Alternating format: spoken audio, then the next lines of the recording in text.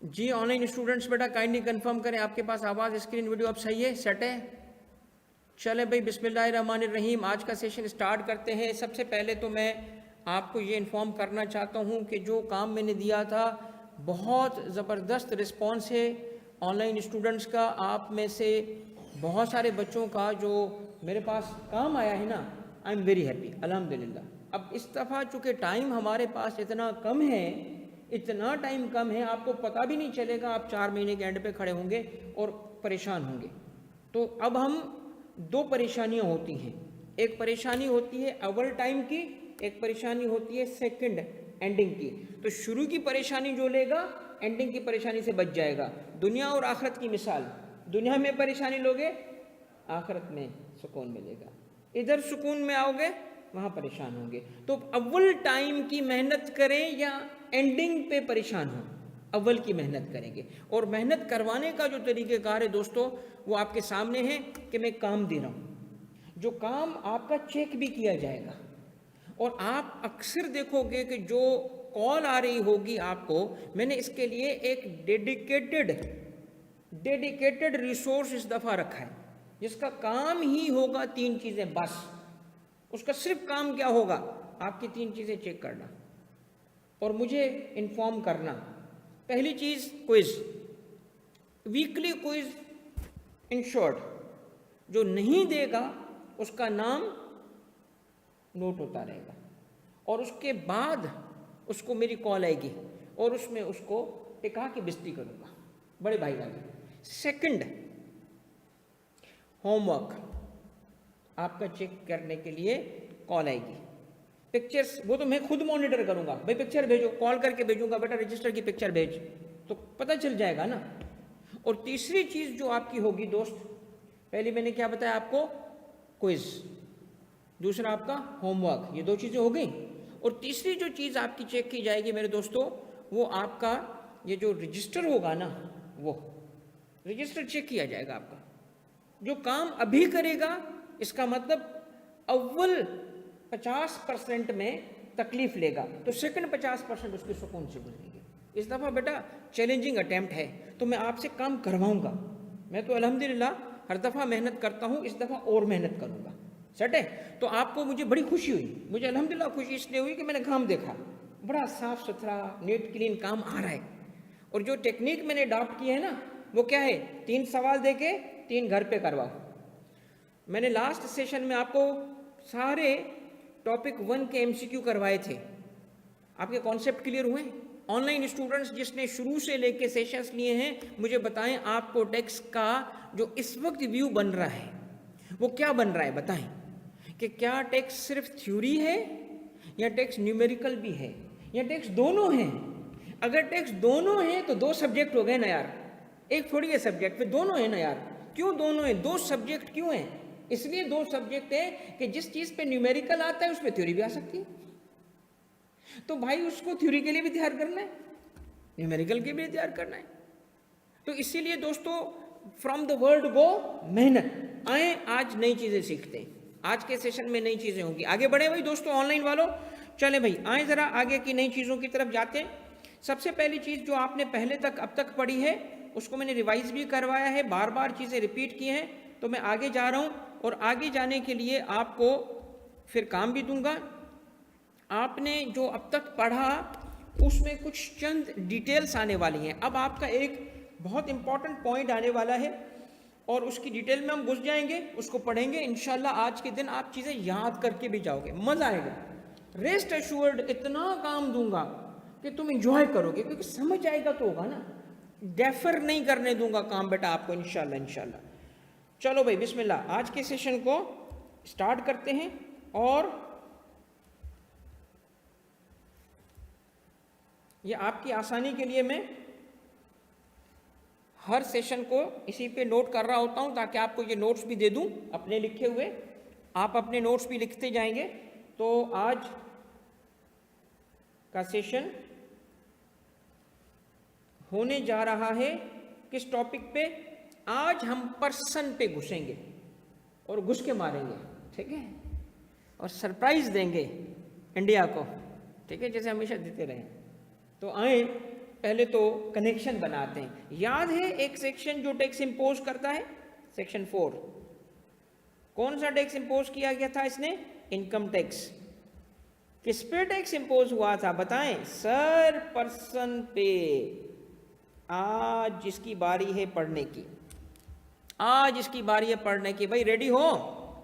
इसमें ऐसा टॉपिक आ रहा है जिसकी एमसीक्यूज भी हैं, जिसकी फिर न्यूमेरिकल भी हैं, जिसके एग्जाम में आने वाले आज तक के सारे सवालात उसमें मौजूद हैं। इसका चैप्टर जब मैं आपसे शेयर करूंगा ना, तो आपको सारे सवालात पास पेपर हो चुके होंगे इसके अंदर पर्सन्स की सबसे पहले नंबर क्या है? ये पर्सन इनकम टैक्स ऑर्डिनेंस में डिफाइंड है सेक्शन 80 में। अब आप कहेंगे कि सर क्या हमें ये नंबर याद रखने हैं कि किस सेक्शन में कौन सी चीज लिखी है? तो मेरा आंसर है नो, ये नंबर आपने याद नहीं रखने। मगर मैं इस दफा इसको ज्यादा यूज करूंगा। आप कहेंगे सर क्यों, अगर आपने याद नहीं रखने तो आप क्या क्यों याद रखने की कोशिश करवा रहे हैं? भाई अगर एमसीक्यू है ना, और एग्जामिनर ने अगर किसी एमसीक्यू में डाल दिया ना बेटा, तो एक नंबर भी क्यों लूज हो। हालांकि आईकेप की रिक्वायरमेंट अब तक नहीं है, मैं डर रहा हूं उस ट्रेंड चेंज होने से, कहीं यार इस दफा ट्रेंड ना चेंज कर दे। अब तक नहीं पूछा उसने, कभी सेक्शन नहीं पूछा, तो मुझे ये इजाजत दीजिएगा कि मैं सेक्शन के नंबर बोलूंगा, डरना नहीं। हो सकता है मेरे बोलने की वजह से आपको याद हो जाए। पर्सन 80 में डिफाइंड है। कहाँ डिफाइंड है दोस्तों ऑनलाइन वालों? अली भाई, यूनिक्स भाई, नासिर भाई और बाजियां, कहाँ डिफाइंड है? सेक्शन 80 में। सेक्शन 80 के मुताबिक 7 पर्सन है। कितने आदमी थे सरदार? 7। कौन से? सर कुछ को तो हम पहले ही जानते हैं। एक वो हैं जिनको हम पहले ही जानते हैं, इंडिविजुअल। किसको कहते हैं इंडिविजुअल दोस्तों? नेचुरल पर्सन को, ह्यूमन बीइंग को। इंडिविजुअल का मतलब है ह्यूमन बीइंग, नेचुरल पर्सन वो भी पर्सन है, करेक्ट। एओपी क्या है दोस्तों? AOP association of persons, association of persons. ये इसकी एग्जांपल कौन देगा भाई? एओपी किसको कहते हैं भाई? पार्टनरशिप। एक्सीलेंट दोस्तों। तीसरा है कंपनी। अब कंपनी टैक्स में कंपनी लॉ वाली कंपनी को ही नहीं कहते। अब हम कंपनी लॉ की कंपनी से आगे बढ़ रहे हैं। हो सकता है आज, हो सकता है अगले सेशन में इसकी तफसील में जाएंगे। मगर जब तफसील में जाएंगे ना, तो 11 एंटिटी को, कितनी? 11 एंटिटी को कंपनी बोला गया है। तो उसमें कॉरपोरेट एंटिटी भी आएंगी और नॉन कॉरपोरेट भी आएंगी। यानी जिनको आमतौर पे कंपनी कहा जाता है वो भी इसमें आएंगी, और जिनको आमतौर पे कंपनी नहीं कहा जाता वो भी आएंगी। कुल मिला के कितने? 11। तो सर नॉन कॉरपोरेट को कंपनी क्यों बनाएंगे भाई? इसलिए, अब सुनिएगा बड़ा इंपॉर्टेंट पॉइंट, इसलिए कि टैक्स लगाने के लिए 3 स्ट्रीम्स हैं, 3 मेथड्स हैं। टैक्सेशन इंडिविजुअल की, टैक्सेशन एओपी की, टैक्सेशन कंपनी की। ये 3 मेथड्स हैं। कंपनी की टैक्सेशन में अलग लॉ, एओपी की टैक्सेशन में कुछ अलग लॉ, इंडिविजुअल की टैक्सेशन में अलग लॉ, अलग अलग ट्रीटमेंट, अलग अलग ट्रीटमेंट। तो अगर किसी एंटिटी को कंपनी के मेथड से टैक्स करना चाहते हैं, क्या बनाएंगे उसको? कंपनी। इसलिए नहीं कि हकीकत में वो कंपनी बन जाएगी, इसलिए कि उसको कंपनी के मेथड से टैक्स करना चाहते हैं। अब इंटरेस्टिंग चीज क्या है, आप आगे चल के पढ़ोगे कि प्रोविंशियल गवर्नमेंट भी कंपनी है।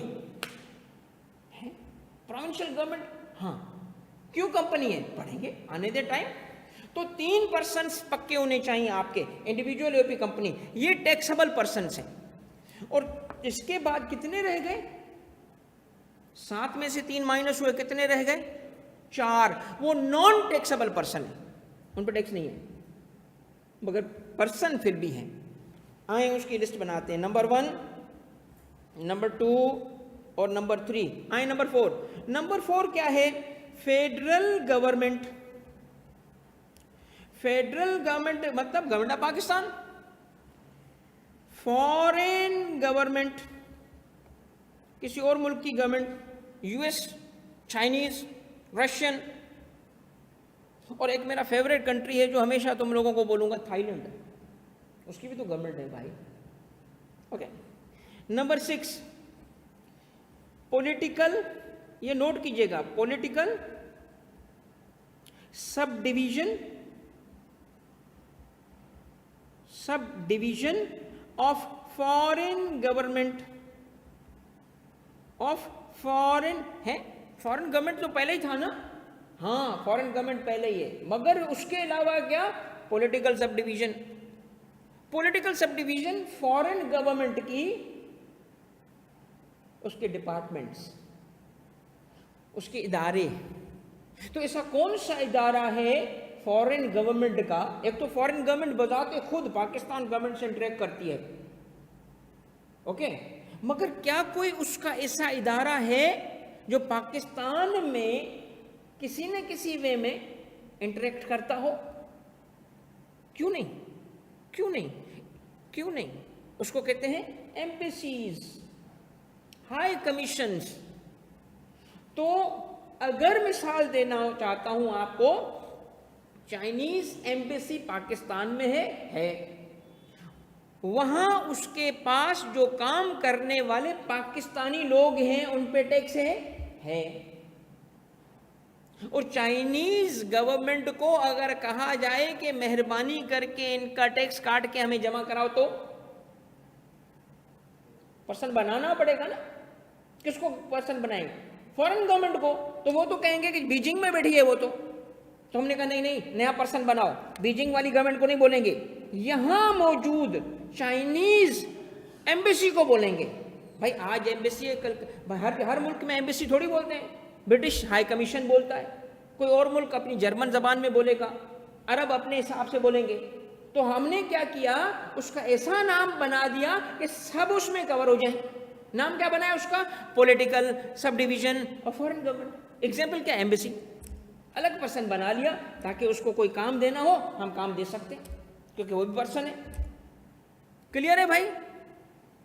और उसके बाद 7वें नंबर पे है पब्लिक इंटरनेशनल ऑर्गेनाइजेशन।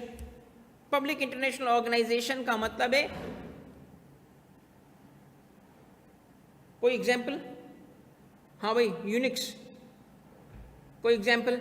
भाई 2 कंट्रीज या ज्यादा कंट्रीज कोई ऑर्गेनाइजेशन बनाएंगी ना, इंटर गवर्नमेंटल, उसको कहते हैं पब्लिक इंटरनेशनल ऑर्गेनाइजेशन। सबसे बड़ी ऑर्गेनाइजेशन है United Nations, UN, IMF, world bank, UNICEF, OIC, ये सब पब्लिक इंटरनेशनल ऑर्गेनाइजेशन हैं।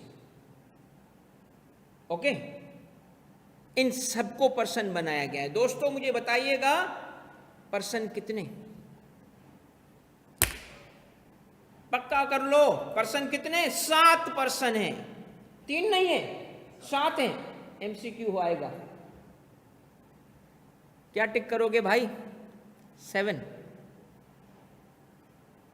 क्योंकि clause A, clause B, clause C अलग अलग गिनेंगे, 7 पर्सन बन रहे। आपके सामने लिख दिया मैंने 7 पर्सन। ओके, इनमें टैक्सेबल और नॉन टैक्सेबल का जो मैंने फर्क किया है ना, वो इसलिए किया है कि राइट साइड पे ये जो 4 लिखे हैं, इन पे खुद टैक्स नहीं है, इन पे टैक्स नहीं है, तो पर्सन फिर भी इनको बनाया गया क्योंकि इन पे टैक्स की ऑब्लिगेशन रखनी थी। तो फेडरल गवर्नमेंट पे खुद इनकम टैक्स नहीं है, फॉरेन गवर्नमेंट पे खुद इनकम टैक्स नहीं है, पॉलिटिकल सब डिवीजन पे टैक्स नहीं है। तो सर जब टैक्स नहीं है तो पर्सन क्यों? क्योंकि इनकम टैक्स लॉ की ऑब्लिगेशंस इन पे रखनी थी, तो पर्सन इसको इसलिए बनाया गया। ऑब्लिगेशन का क्या मतलब है? एट सोर्स टैक्स काटना, कुछ और काम होना, सही है? तो हमारा वास्ता बार बार किससे पड़ेगा दोस्तों? 3 पर्सन से, इंडिविजुअल, एओपी और कंपनी, क्योंकि टैक्स इन पे है। आगे बढ़े, क्योंकि अब मैं इंट्रोड्यूस करने वाला हूं एक बहुत इंपॉर्टेंट चीज। इन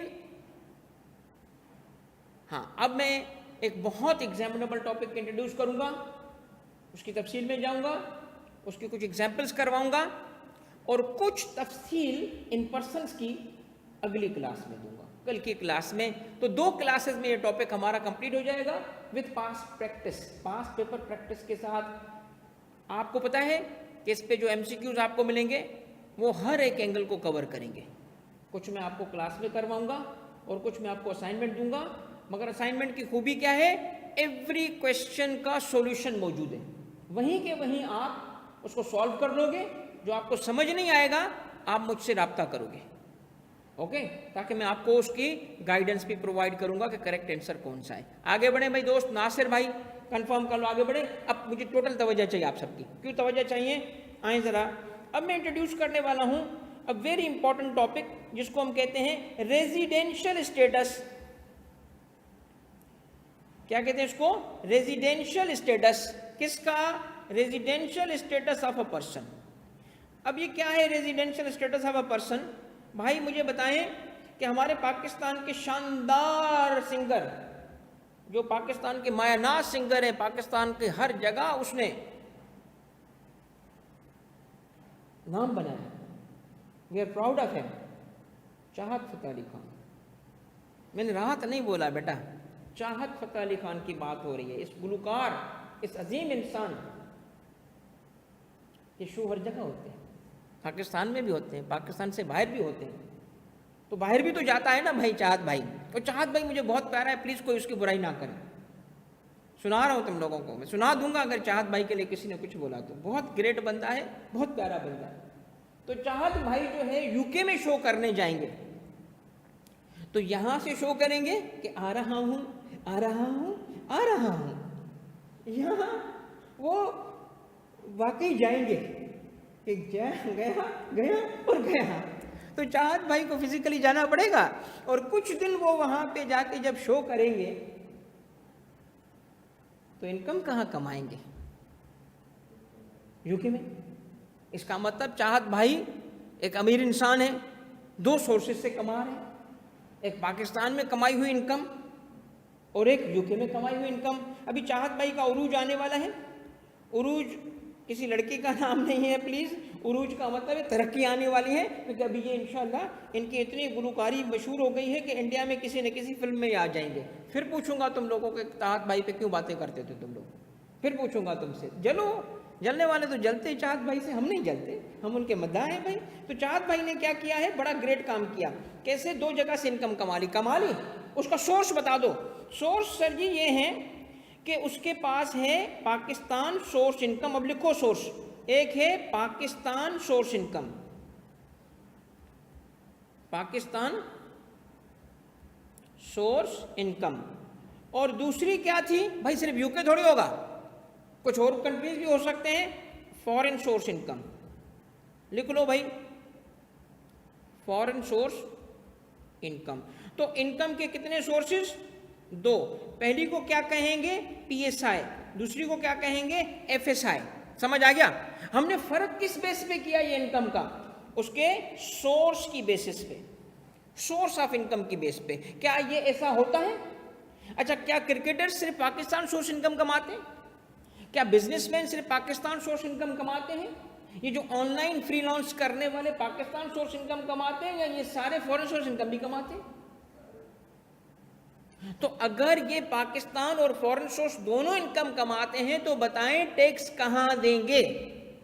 इसका एक रूल है और वो रूल बहुत इंपॉर्टेंट है, आप इस रूल को प्लीज लिख लो।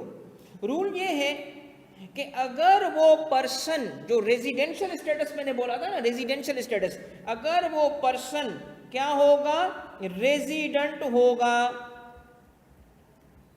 क्या कहलाएगा, रेजिडेंट पर्सन। तो ऐसे पर्सन की पाकिस्तान में PSI और FSI दोनों पाकिस्तान में टैक्स की जाएंगी, दोनों पाकिस्तान में टैक्स की जाएंगी। मगर अगर वो पर्सन है नॉन रेजिडेंट,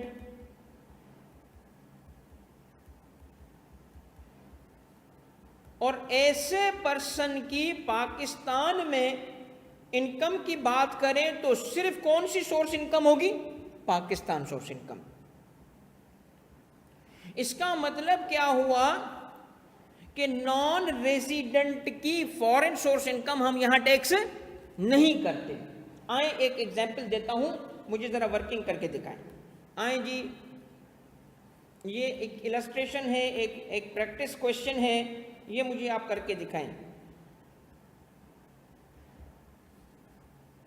ये हमारे भाई हैं Chahat Fateh Ali Khan. For tax year 2026, इसकी बिगिनिंग कब हुई होगी दोस्तों? 1/7/25 से लेके एंडिंग कब हुई होगी? 1/6/26।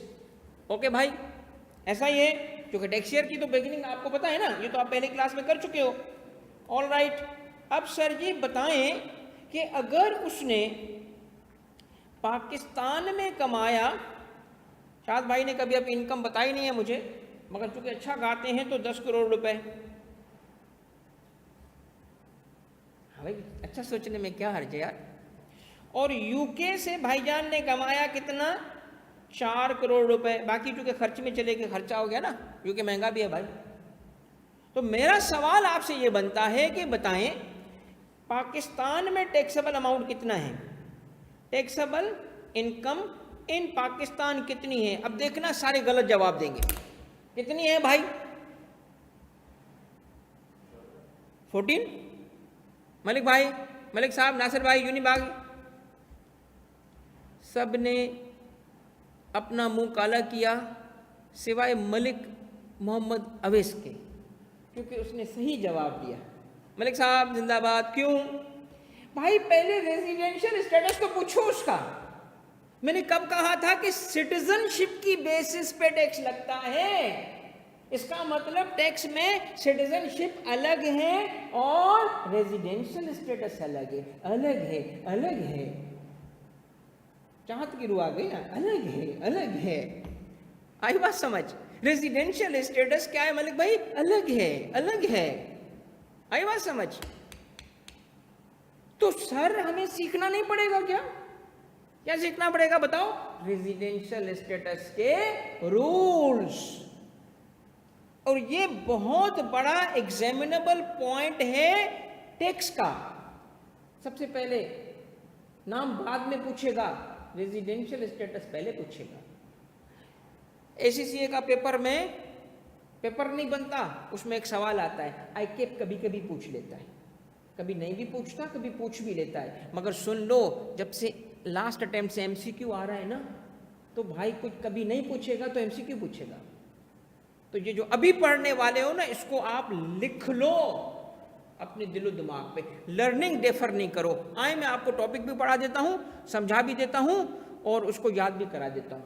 हमने एक इंपॉर्टेंट पॉइंट पढ़ा और वो ये था, ये किसी ने याद रखा? नहीं रखा? सुन लो, ये याद करोगे तो आगे बढ़ूंगा। इसको क्या कहेंगे? Scope of income. क्या? स्कोप ऑफ टैक्सेबल इनकम, कि कौन सी कितनी इनकम कहां टैक्स होगी, उसका स्कोप क्या है। स्कोप के global income, world income Pakistan में टैक्स होगी अगर वो बंदा रेजिडेंट हुआ और पाकिस्तान सोर्स इनकम सिर्फ टैक्स होगी अगर वो नॉन रेजिडेंट हुआ तो आप बता पाएंगे कि पीएसआई एफएसआई दोनों टैक्स होंगी या सिर्फ पीएसआई टैक्स होंगी अगर आपको ये पता चल जाए कि वो रेजिडेंट है या नॉन रेजिडेंट है। अब रेजिडेंट या नॉन रेजिडेंट आप तय कैसे करोगे दोस्त? रेजिडेंट और नॉन रेजिडेंट तय करने के लिए आपको रूल्स याद रखने पड़ेंगे। आए सबसे पहले रूल्स पढ़ते हैं किस पे? इंडिविजुअल के रेजिडेंशियल स्टेटस पे। तो resident individual versus non resident individual, ये पहला पॉइंट है हमारा, to be remembered properly and to be practised properly. दोस्त ठीक है? आए इसके कितने रूल्स हैं दोस्तों? 3। रूल नंबर 1, रूल नंबर 1, अगर वो रेजिडेंट इंडिविजुअल क्या है? प्रेजेंट है। Word is present. कहां? पाकिस्तान में। कैसे प्रेजेंट है? फिजिकली। लफ्ज मैंने लिखा है सिर्फ प्रेजेंट, प्रेजेंट, वर्किंग नहीं, इनकम कमाना नहीं, वो घूमने के लिए भी आएगा तो प्रेजेंट है, सिर्फ वो इनकम कमाने के लिए नहीं हो। पाकिस्तान में उसका प्रेजेंस चाहिए, इनकम कमाना नहीं। प्रेजेंट इन पाकिस्तान कितना, 183 डेज और मोर, 183 डेज नहीं, और मोर, इन एग्रीगेट। इन एग्रीगेट का क्या मतलब हुआ, पूरे साल में कंटिन्यूसली नहीं, कुल मिला के, कभी 2 दिन, कभी 4 दिन, कभी 150 दिन, कुल मिला के पूरे साल में, इन अ टैक्स ईयर। दोस्त ये याद रख लो क्योंकि बहुत इंपॉर्टेंट वर्ड्स है ये। वर्ड्स का रट्टा नहीं लगा, कॉन्सेप्ट का रट्टा लगाओ। कॉन्सेप्ट समझो ताकि कॉन्सेप्ट याद करोगे पक्का होगा। फिर देखो एमसीक्यू भी होगा, न्यूमेरिकल भी होगा, केस स्टडीज भी होंगी। ये बात आपको याद करनी पड़ेगी क्योंकि हमारे पास दिन कम है, बाद में याद करने का टाइम नहीं मिलेगा, अभी याद करेंगे। इंडिविजुअल को चेक करेंगे हम, पाकिस्तान में आया और पाकिस्तान से गया। टैक्स ईयर में पाकिस्तान में उसका क्या चेक करेंगे, प्रेजेंस। और प्रेजेंस कितना होना चाहिए, 183 डेज आर मोर। मुझे एक बात बताएं, ये नंबर क्यों फिक्स किया गया, वाई 183? क्योंकि टोटल डेज कितने होते हैं, 365। इसको आधा कर लो तो कितना बना, 182.5। तो इसने कहा नहीं, इरादा ये है कि एक तरफ हो जाए 183, एक तरफ हो जाए 182, एक दिन ज्यादा। जहां एक साल के आधे से ज्यादा होगा वहां रेजिडेंट बन जाएगा। ओके दोस्तों, बात समझ आई? अच्छा, अब इसकी प्रैक्टिस दूंगा बेटा।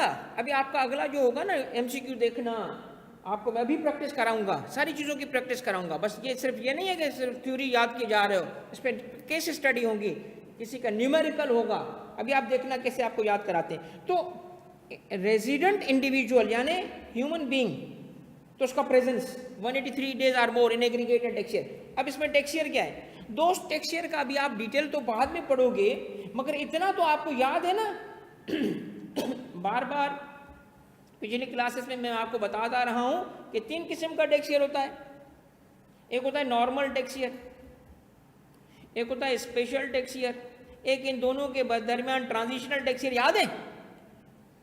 तो ध्यान किसका रखना है कि हम दिन किस ईयर के गिन रहे हैं, दिन किसके गिन रहे हैं भाई। वो सवाल में अगर कहे ना कि कैलेंडर ईयर उसका टैक्स ईयर था, कैलेंडर ईयर उसका टैक्स ईयर था, तो कैलेंडर ईयर किसको कहते हैं भाई? कैलेंडर ईयर किसको कहते हैं? जनवरी से दिसंबर को कहते हैं। तो कौन सा टैक्स ईयर बना उसका, नॉर्मल के स्पेशल? स्पेशल। ये बच्चा गलती करता है, कैलकुलेशन नॉर्मल की करके, नॉर्मल की कैलकुलेशन करके ना मार्क्स लूज कर देगा। वो ख्याल नहीं रखेगा कि उसने कैलेंडर ईयर को बोला है स्पेशल।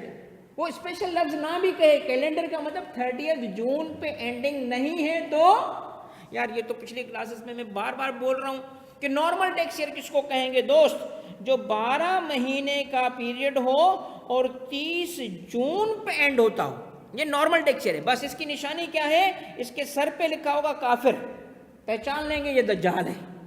ओके, और इसके टैक्स ईयर पे क्या लिखा होगा सर पे, 30 जून।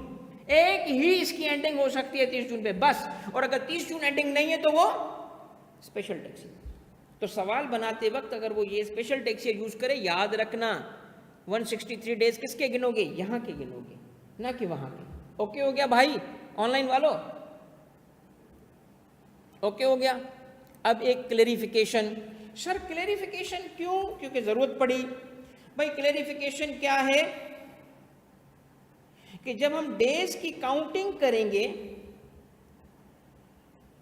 डेज की काउंटिंग करेंगे तो इस काउंटिंग करते, लीप ईयर वाली बात अनीसा जिंदाबाद, जिंदाबाद बेटा, शाबाश, बहुत अच्छा सवाल किया। रुकना मैं इसको एक्सप्लेन करता हूं मगर एक पहला टॉपिक मैं कंप्लीट करूंगा फिर आऊंगा इसकी तरफ। काउंटिंग करेंगे तो काउंटिंग करते वक्त डेज की हमें यह देखना होता है कि क्या डे ऑफ अराइवल, बंदा पाकिस्तान में आया, वो तो फुल डे नहीं हो, वो तो आधा दिन, पार्ट ऑफ द डे होगा पाकिस्तान में। Okay sir, day of departure ये भी वो पाकिस्तान में आधा दिन होगा, फुल डे नहीं होता। ओके, नॉन वर्किंग डेज, भाई वो छुट्टी पे था, सिक लीव थी, लॉकआउट था, लॉकडाउन था, किसी वजह से वो उसका वर्किंग नहीं है, फैक्ट्री बंद है, काम पे नहीं जा रहा, उन डेज का क्या करेंगे? तो लॉ कहता है, इसको क्लेरिफाई किया गया है। क्लेरिफाई क्या किया गया कि हर दिन को एज फुल डे काउंट करेंगे हम, they will be counted as full days. आधा आधा डे नहीं काउंट करेंगे, full day. Part of a day is full day, non working day is full day.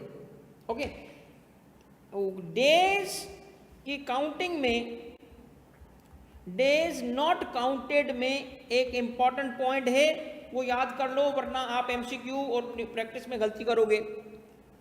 और मैंने इस पे जो एमसीक्यू बनाए ना, बड़ी मेहनत से बनाए हैं बेटा, जीपीटी के नहीं बने हुए, खुद के बनाए हुए हैं। और मुझे बड़ी खुशी हुई जब इन्होंने एमसीक्यू ऐड किया, क्योंकि मैं बार बार बोल रहा हूँ कि पाकिस्तान में मैं पहला बंदा हूँ जिसने इंट्रोडक्शन टू बिजनेस पे 2000 एमसीक्यू बनाए अपने। इंट्रोडक्शन टू बिजनेस आईटीबी का जो सब्जेक्ट है वो इंट्रोड्यूस हुआ, मेरा आईबीए कराची से एमबीए था, तो मैंने बिजनेस पे वो एमसीक्यू बनाए थे, खुद बनाए, अपने बनाए हुए। मुझे अल्हम्दुलिल्लाह एमसीक्यू बनाना बहुत अच्छे तरीके से आता है। और मुझे खुशी इस चीज़ की नहीं हुई कि मेरी स्ट्रेंथ आ रही है, मुझे खुशी इस चीज़ की हुई कि मैं अब और बेहतर कॉन्सेप्ट बना पाऊंगा। क्योंकि इससे पहले बच्चा एमसीक्यू को सीरियस नहीं लेता था कि सर सवाल नहीं आता, तो मैं क्या करूं, फिर मैं देता भी नहीं था। हालांकि उससे मैं कॉन्सेप्ट और अच्छा बनाऊंगा। अब देखना, जो बच्चा मेरे एमसीक्यू सॉल्व करे ना, कॉन्सेप्ट ना बने ना, आके आप मुझे गला पकड़े। जो मेरे एमसीक्यू कंप्लीट कर ले, कॉन्सेप्ट ना बने, मैं जिम्मेदार हूं बेटा, तारिक तूने जिम्मेदार है बेटा, कॉन्सेप्ट ना बने तो। मेरी टैक्सेशन की मास्टर शीट्स को पकड़ो और मेरी प्रैक्टिस किट को पकड़ो, तुम्हारा पेपर पास ना हो मैं जिम्मेदार। 3 चीजें जरूरी हैं, 3 चीजें बेटा बहुत जरूरी हैं। मेरी क्लासेस कंप्लीट लो, क्लासेस कंप्लीट लो, इन 2 किताबों को पकड़ लो और मेहनत करो, खुद बैठो, काम करो। हो ही नहीं सकता बेटा पेपर, क्या है पेपर में, रॉकेट साइंस है क्या? ईस्ट दिखा के वेस्ट करेगा क्या? नहीं, कॉन्सेप्ट बनाएंगे इंशाल्लाह। ठीक है, इस सब्जेक्ट के साथ इंशाल्लाह हम मेहनत करेंगे।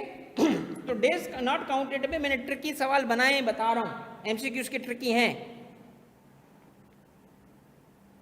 एमसीक्यूज का ट्रिकी है क्या, सुनना। इन ट्रांजिट डे, कौन सा डे? In transit day. ये क्या होता है इन ट्रांजिट डे? ये काउंट नहीं करेंगे, ये काउंट नहीं करेंगे। अब इन ट्रांजिट क्या है भाई? एक बंदे की फ्लाइट थी, कहां से? बैंकॉक से। बैंकॉक कहां है? बैंकॉक किस मुल्क में है भाई? किसी को पता है बैंकॉक किस मुल्क का सिटी है? अलग कंट्री तो खैर बैंकॉक नहीं है ना भाई। हाँ भाई ऑनलाइन वालों, ये पता है क्यों बोल रहा हूँ? फॉर्म में बेटा इंडक्शन में सवाल पूछ रहा है, मैंने एक पोस्ट भी डाला था और मैंने चैलेंज किया था। मैंने कहा था, कुछ बच्चों ने कहा सर ये आप जो सोशल मीडिया पे चीज़ें शेयर कर रहे हैं, ये हमारा जो ग्रुप है ये पढ़ाई का ग्रुप है, ये आप करंट अफेयर्स की बातें शेयर कर रहे हैं, ये स्टडी से बाहर है। मैंने कहा तू रुक, तू फॉर्म में जा, मैं तुझसे पूछूंगा इंटरव्यू में। फिर मैंने पोस्ट डाला और मैंने कहा जिस बच्चे का लास्ट अटेम्प्ट में 2-3 अटेम्प्ट में बिग 4 में हुआ है, कंफर्म करो मेरी बात को। नीचे 20 बच्चों ने कंफर्म किया कि सर हमसे तो पूछा ही करंट अफेयर्स था उसने, हमसे तो सवाल टेक्निकल पूछे ही नहीं। तो भाई हम आपका ख्याल रखते हैं मेरा बच्चा। भाई इसमें क्या है, बैंकॉक इसलिए पूछ रहा हूँ ताकि इंटरेस्ट डेवलप हो यार थोड़ा सा, ऐसे नहीं, बैंकॉक इस टेक्स्ट में नहीं आएगा। तो दोस्तों जो आपको बैंकॉक का नहीं पता तो जाने दो भाई। चाइना से फ्लाइट आती है और दोस्त ये चाइना से फ्लाइट लैंड करती है लाहौर में, मगर वो लाहौर में इसलिए नहीं आया कि पाकिस्तान उसने रुकना था, उसने यहाँ से वो कनेक्टिंग फ्लाइट थी, यहाँ लैंडिंग हुई, फौरी निकला और पाकिस्तान में आया ज़रूर, लैंडिंग ज़रूर हुई, मगर विद इन फ्यू आवर्स वो चला गया कहाँ पे दोस्त? श्रीलंका। फ्लाइट चलेगी श्रीलंका। अब ये पाकिस्तान में उसका आना और जाना काउंट नहीं करेंगे, क्योंकि ये उसका पाकिस्तान में, इसका मतलब पाकिस्तान में लैंडिंग हो मगर विद द इंटेंशन कि पाकिस्तान ही आना है तो ठीक है, मगर नहीं, कनेक्टिंग फ्लाइट है, कोई और रीज़न है, इन ट्रांजिट है, वो काउंट नहीं होंगे। चाहे उसका नाम इंट्रांजिट हो चाहे उसका नाम इंट्रांजिट ना हो। बेटा एक बात सुनिएगा मेरी, अब इस दफ़ा CSS के पेपर हुए, 2026 की बात कर रहा हूँ दोस्तों। CSS के पेपर तारीख के मुश्किल तरीन पेपर थे। मैंने भी अल्हम्दुलिल्लाह 2002 में CSS पास किया है, तब से अल्हम्दुलिल्लाह CSS अफसर बना हुआ हूँ। 2002 में मुझे लगता था कि भाई सबसे मुश्किल पेपर है, और लगता था पिछले बड़े मुफ्त में पास हुए हैं, हम तो मर गए यार, हालत हो गई हमारी, पता नहीं कहाँ से सवाल पूछता है। इस दफ़ा जब मैंने देखे ना पेपर, मैंने कहा भाई ये AI की वजह से हमारे एग्जाम मुश्किल हो गए। अब वो बताइए क्या कर रहे हैं, उसको पता है कि पहले कंटेंट पूछता था, क्योंकि लोगों के पास कंटेंट नहीं होती थी, किताबें पढ़नी पड़ती थी। अब कंटेंट सबके पास हो गई है, वो क्या कर रहे हैं, पास पेपर डाल के सब याद कर लेते हैं, कंटेंट तो सबके पास आ गई। उसने सवाल ही ऐसे पूछे हैं जो किसी किताब में ना, करके दिखाओ भाई CSS। ले भाई, कोई सवाल ऐसा नहीं था। उसने भी कमाल क्या किया, AI को ही बोला कि बता सवाल क्या करूं। आपके सवाल भी ऐसे बनेंगे बेटा, चैलेंजिंग। तो इसलिए कॉन्सेप्ट बनाओ मेरा बच्चा, कॉन्सेप्ट बनाओ। कॉन्सेप्ट बनाओगे ना, इसकी मिसाल सुन लो क्या है, पेपर में क्यों नहीं सवाल हो पाता, उसकी चंद मसले हैं। पहला मसला क्या है, कॉन्सेप्ट ही नहीं बना यार, सब्जेक्ट ही नहीं समझा, रट्टा तो लगाया हुआ है, पता नहीं है ये क्यों है, क्या अंधे की तरह हाथ रखा, भाई ये टांग है और पता चला ये हाथी ये है।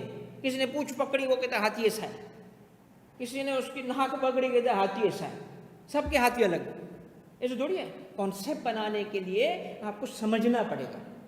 आपको उस्ताद ने मिट्टी के बर्तन सिखाने के लिए प्लेट बनाना सिखा दी, पेपर में कहा कब बनाओ, फिर भी प्लेट बना के आए, क्योंकि हमें तो प्लेट बनाना सिखाया गया था कि मट्टी रख के जोर देते हैं। ओ भाई मट्टी रख के हर किसी को जोर थोड़ी देते हैं।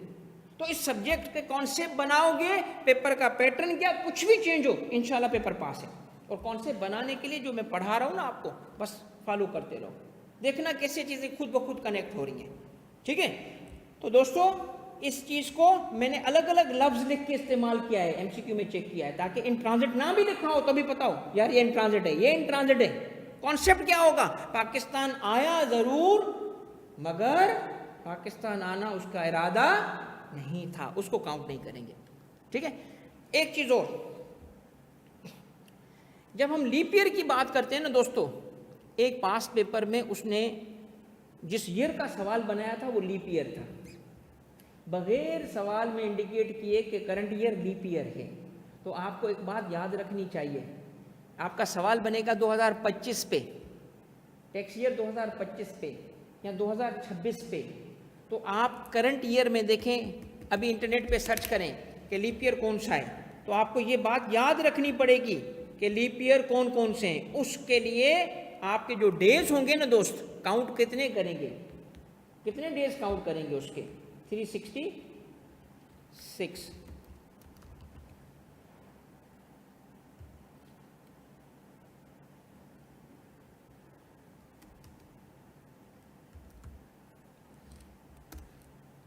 ये देखिएगा,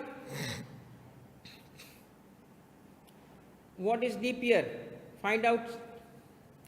हाँ भाई मलिक भाई आपने चेक कर लिया, 24 और 28, बिल्कुल ठीक है, 24 और 28, चले उसने सर्च करके बता दिया है। तो 26 is not a leap year, 25 is not a leap year, तो उसके डेज कितने रहेंगे, 365, मगर 24 वाज अ लीप ईयर।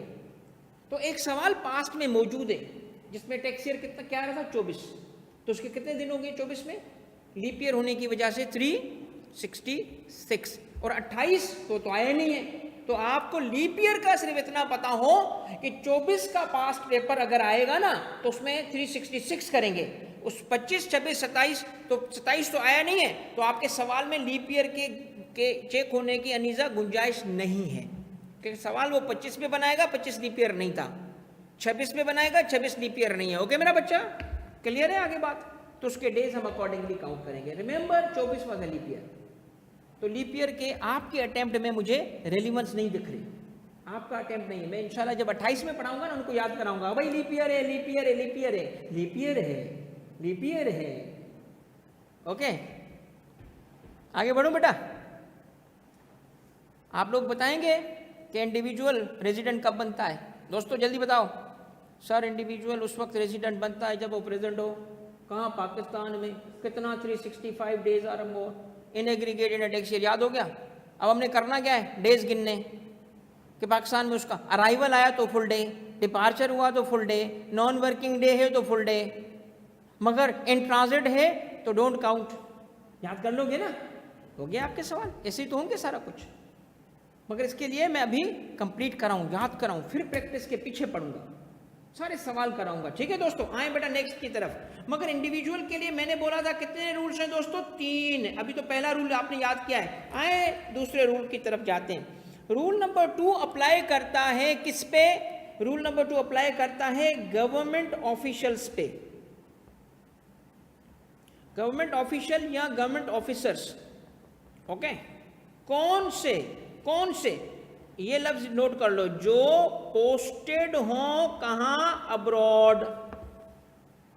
अगर गवर्नमेंट का कोई एम्प्लॉई, अब ये गवर्नमेंट गौर से देखना, गौर से देखना, कौन सी? ये एमसीक्यू में आ सकता है। कौन सी government sir? 2 governments, federal government या प्रोविंशियल गवर्नमेंट, मगर लोकल गवर्नमेंट नहीं। No no no no no, वो शामिल नहीं है। लॉ ने स्पेसिफाई क्या कहा? देखिए, लॉ में एक्यूरेसी के लिए जो है ना, जो मेहनत करनी है ना हमने, वो सबसे ज्यादा कौन सा एम्प्लॉय भाई? फेडरल गवर्नमेंट का या प्रोविंशियल गवर्नमेंट का? क्या हो? Posted abroad. तो पाकिस्तानी एम्बेसडर जो बाहर होते हैं क्या बन गए? रेजिडेंट। अरे वो तो बाहर है सर, डेज काउंट नहीं करेंगे इनके लिए। नो नो नो नो, ये रूल नंबर 2 है भाई। इसके लिए सिर्फ रेजिडेंट बनने के लिए काफी क्या है? 2 चीजें बस। कौन सी? उसका गवर्नमेंट एम्प्लॉय होना और पोस्टेड अब्रॉड होना। उसके डेज काउंट नहीं करना। एक बंदा पाकिस्तान में एक दिन भी नहीं था फिर भी रेजिडेंट है, रूल नंबर 2 के मुताबिक। ओके हो गया भाई दोस्तों? ओके हो गया? तीसरा रूल सर जी, तीसरा रूल बहुत तवज्जो तलब है, बहुत तवज्जो तलब है। उसको आपको तवज्जो से सुनना समझना है, क्योंकि ये रूल थोड़ा सा ट्रिकी है। ये कहता है सिटीजनशिप की बुनियाद पे भी। सर किसकी बुनियाद? सिटीजनशिप। सर अभी तो आपने कहा था सिटीजनशिप अलग है। हाँ अलग है, मगर यहाँ सिटीजनशिप को कनेक्ट कर रहा है। सिटीजनशिप की बुनियाद पे रूल नंबर 3 आ रहा है, कहता है अगर कोई क्या है? पाकिस्तानी सिटीजन है, सिटीजनशिप है उसके पास, पाकिस्तानी सिटीजन है, और दुनिया के किसी भी मुल्क में रेजिडेंट नहीं है। पाकिस्तान में तो है ही नहीं, क्योंकि वो रूल नंबर 1 में भी रेजिडेंट नहीं बना, रूल नंबर 2 में भी रेजिडेंट नहीं बना। तो कहानी कैसे बनेगी? अब इसका सवाल कैसे बनता है? इस पर भी मैंने बहुत प्रैक्टिस सवाल डाले बेटा, अभी करवाऊंगा आपको। तो पाकिस्तानी सिटीजन, इसका मतलब टैक्स ईयर हम ले रहे हैं कोई से, टैक्स ईयर 2025, जुलाई से लेके, जुलाई 24 से लेके और जून 25 तक हमने देखा पाकिस्तान में उसका स्टे कितना है? पाकिस्तान में उसका स्टे लेस देन 183 है। तो नॉन रेजिडेंट, रूल 1 के मुताबिक ये क्या है? Non resident. क्यों? उसका 183 डे नहीं हुआ, सिटीजन है। हाँ, Pakistani government employee posted abroad है नहीं, तो डेज तो काउंट होंगे, तो नॉन रेजिडेंट बना। हाँ, रूल 1 के मुताबिक नॉन रेजिडेंट है, रूल 2 के मुताबिक नॉन रेजिडेंट है, मगर रूल 3 में अभी देखना पड़ेगा। क्या देखना पड़ेगा? दूसरे मुल्क में रेजिडेंट है कि नहीं है। तो किसी भी और मुल्क में, अदर कंट्री में, अगर उसका ड्यूरेशन 182 डेज या लेस हो तो वहां पे भी नॉन रेजिडेंट है ना यार। इसका मतलब दूसरे मुल्क में अगर वो 183 डेज हो गया ना किसी और मुल्क में, तो पाकिस्तानी सिटीजनशिप होने के बावजूद वो रेजिडेंट नहीं होगा। इसका मतलब रूल क्या है? पाकिस्तान में भी उसका स्टे लेस देन 183 डेज हो और दूसरे कंट्री में भी उसका स्टे 183 डेज हो, क्योंकि साल के 2 हिस्से नहीं 4 हिस्से हुए, 4 मुल्कों में था वो। किसी भी मुल्क में उसका स्टे 183 डेज नहीं बना, तो कॉन्सिक्वेंटली हर मुल्क में वो क्या बना? Non resident. तो ऐसे केस में डिसीजन किस बेस पे होगा? सिटीजनशिप। सिटीजनशिप की वजह से पाकिस्तान आगे आएगा और बोलेगा कि इस मुर्गे को काटने का हक मेरा है, मैं टैक्स लगाऊंगा इस पे। तो सिटीजनशिप वहां काम आ जाती है जहां वो बंदा रूल 1 के मुताबिक किसी भी मुल्क में रेजिडेंट ना बनता हो, किसी भी मुल्क में 183 डेज ना हो, पाकिस्तानी सिटीजन होने की वजह से पाकिस्तान में रेजिडेंट होगा। आई समझ? अब मैं आपको दे रहा हूं कितने? 2 मिनट। अपने अपने नोट्स निकालो और पक्का करो, पहले इसको पक्का कर लो, जल्दी जल्दी पक्का करो भाई।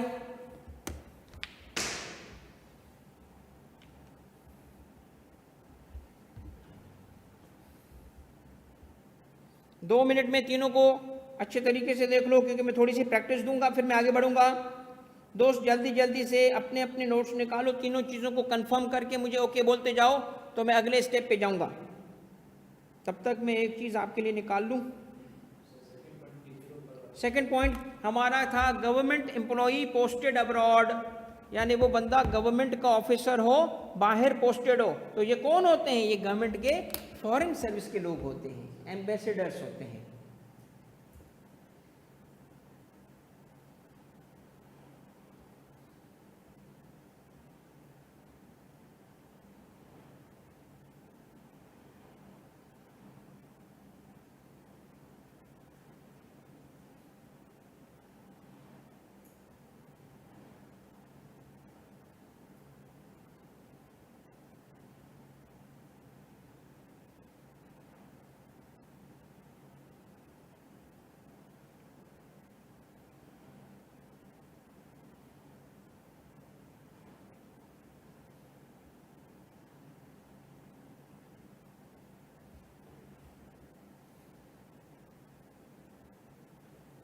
कंफर्म करते जाइएगा भाई दोस्तों।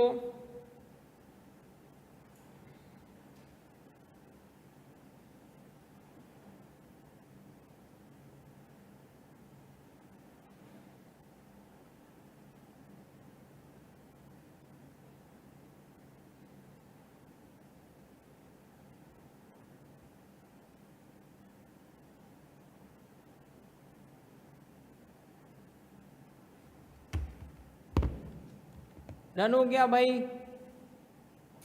सारे बच्चों ने रिवाइज कर लिया? अगर आपने रिवाइज कर लिया तो मैं अब आपको देने वाला हूँ इसी चीज़ की प्रैक्टिस। आए ज़रा चंद सवालात मुझे, कुछ मैं करूँगा कुछ आप करेंगे, आपके कॉन्सेप्ट हो जाएंगे पक्के। ठीक है मलिक भाई, बस एक सेकंड दीजिएगा मुझे। ठीक है, ये हो गया आपका। ये आपको अभी इंशाल्लाह, जैसे मैंने कहा था कि ये आपको बुक में अभी शेयर कर दूंगा। ये आपका पार्ट 1 है।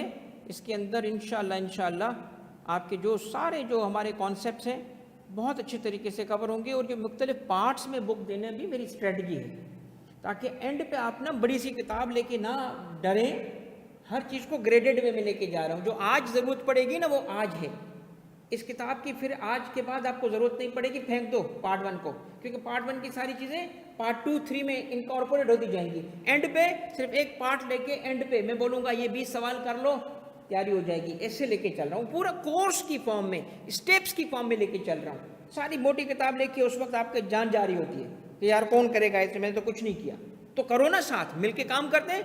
बुक 1 पार्ट 1 कंप्लीट करने के बाद फेंक दो, पार्ट 2 कंप्लीट करने के बाद फेंक दो, बस आखिरी 2 पार्ट्स आपको रखने पड़ेंगे। इस तरह करके पूरी मोटी किताब नहीं होगी आपके पास। सही है दोस्तों? आए ज़रा, आपका चैप्टर 1 उस दिन आपने कंप्लीट कर लिया था। ये मैं आपको दिखा रहा हूँ पहली दफ़ा। मैंने लास्ट टाइम आपको सर्वे जो कराया था ना, तो मैंने आपको थोड़ा सा क्विक चला था, क्योंकि उस वक्त ये देखें computation of taxable income tax liability, ये चैप्टर हमारा कंप्लीट हो चुका है। इस पे हमारी जो इनिशियल क्लासेस हुई थी इसी पे हुई थी। इसमें हमने 26 MCQ और 18 प्रैक्टिस क्वेश्चन किए। आज हम क्या स्टार्ट कर चुके हैं? ये देखो, पर्सन क्या टॉपिक स्टार्ट कर चुके हैं, रेजिडेंशियल स्टेटस। और इस चैप्टर में 3 टॉपिक आएंगे, टैक्स ईयर। इन सब पे कितने सवाल हैं सर? 80 MCQ। 80 MCQ, कौन सा एंगल छोड़ा होगा भाई? और प्रैक्टिस सवाल कितने?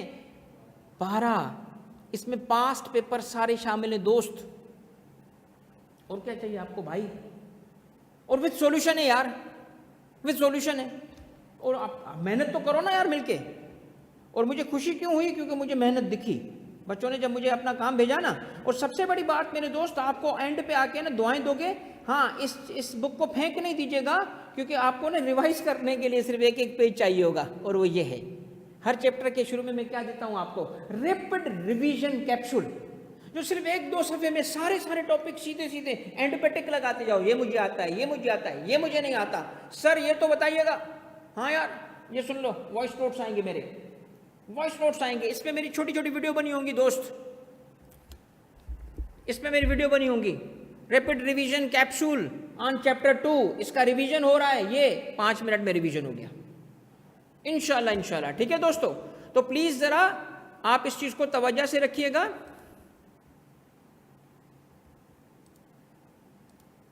ठीक है, आए मेरे बच्चों, भाई थोड़ा सा आज के लिए ये देखो भाई, आप जरा थे इसको, ये बहुत बहुत काम की चीज़ है बेटा, ये मैंने इस दफ़ा आपको दे रहा हूँ, ये मैंने पहले कभी नहीं दी है, क्योंकि ये बहुत ज़बरदस्त यूनिक आइडिया है। देखिए पर्सन में कितना लिखा है, क्या लिखा है मेरे दोस्त, पर्सन कितने 7, ये 7 तो मौजूद है, ये फिर कल के लिए मैंने ये बाद में कराना है, ये चीज़ें थोड़ा सा मैंने कहा ना कि थोड़ा मुझे 2 तरीके से समझानी है, इसको ये बाद में कवर करूँगा। आए दोस्त, स्कोप देख लो भाई, स्कोप वही पढ़ाया, रैपिड रिवीजन नहीं, 100% रिवीजन, कंप्रीहेंसिव।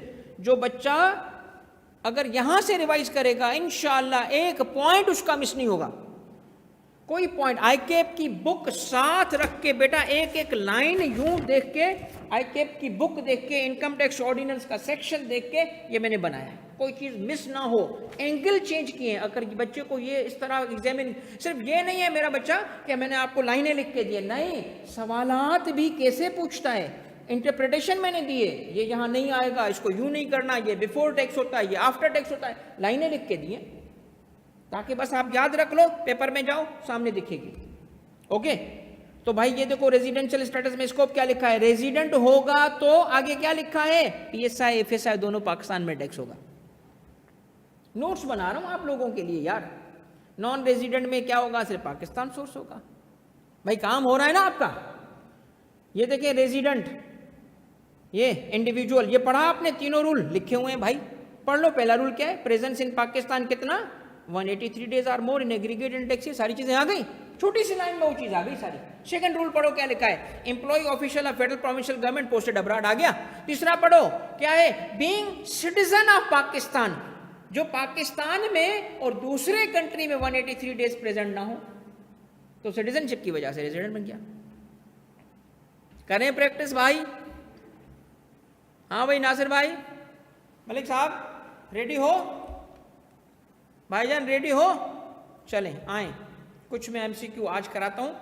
क्वेश्चन नंबर 1 पढ़ो भाई, ये थोड़ा मैंने अंडरलाइन आपके लिए कर दिया है क्योंकि आज चेक नहीं करना मैंने। पहला सवाल क्या है, total number of person, underline किया हुआ है, करेक्ट 7।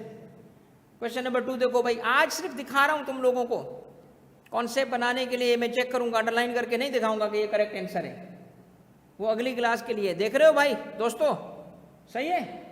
रिगरस किस्म की टेस्टिंग होगी आपकी, रिगरस किस्म की मेरी जान, आप बस मेहनत करना शुरू करना। काम जो मुझे रजिस्टर चाहिए आपसे, मुझे भाई कुछ नहीं चाहिए, मुझे एक एक का रजिस्टर चेक करना है, और जो नहीं बनाएगा वो मेरे से सुनेगा, वो फिर मैं बड़ा भाई हूँ, दोस्त भी हूँ, सब कुछ हूँ, बट यार मैं फिर नाराजगी शो करूंगा, मैं लानते भी भेजूंगा, मैं आपको सुना दूंगा अब्बा की तरह कि यार तू अपने अपने माँ बाप के साथ ज्यादती कर रहा है यार, ज्यादती कर रहा है यार। हमने अपने माँ बाप के साथ ज्यादती नहीं की यार, नहीं की यार, मैंने माँ बाप के साथ ज्यादती नहीं की, उनको इज्जत दी है, उनको इज्जत दी है, आगे बढ़ के उनको इज्जत दी है ना यार, कामयाब होके उनको इज्जत दी है ना। अगर यार तुम अभी भी काम नहीं करोगे तो क्या होगा फिर। तो आप कम से कम जो बाप की शक्ल देखो, माँ की शक्ल देखो यार, छोड़ो ये क्या किन चक्रों में पड़ गए हो भाई। ये काम करने का टाइम है या आपका फजूल, मतलब क्या मैं अब तुम लोगों की हरकतें सामने लाऊं क्या, मैंने नहीं की क्या वो हरकतें जो तुम लोग करते हो, हर काम हमने भी तो किया है यार, हमें नहीं पता तुम क्या करते हो, नॉनसेंस। छोड़ो, मैंने आपको क्या उसूल बताया है, जब तक तुम ला इला नहीं पढ़ोगे इल्लल्लाह नहीं होगा। इल्लल्लाह की कामयाबी कब मिलेगी, जब चीजें छोड़ोगे, आदतें चेंज करोगे, आधा हिस्सा काट के फेंकोगे, वो जगह खुलेगी, उसमें कामयाबी आएगी। आदतें चेंज करनी पड़ेगी, टाइम का यूज चेंज करना पड़ेगा, चीजें छोड़नी पड़ेंगी, स्क्रोलिंग की आदत छोड़नी पड़ेगी, ये ना अंगूठा यूं ना चले, जब जितना अंगूठा यूं चलेगा ना बेटा नहीं आएगी कामयाबी। हाँ चले 1 घंटा फिक्स कर दो, शाम के टाइम पे, रात के टाइम पे, मना नहीं करूंगा, सारा दिन नहीं होना चाहिए बेटा, ये आदत नहीं पड़े, साइड पे करो अपनी आदतों को, ठीक है।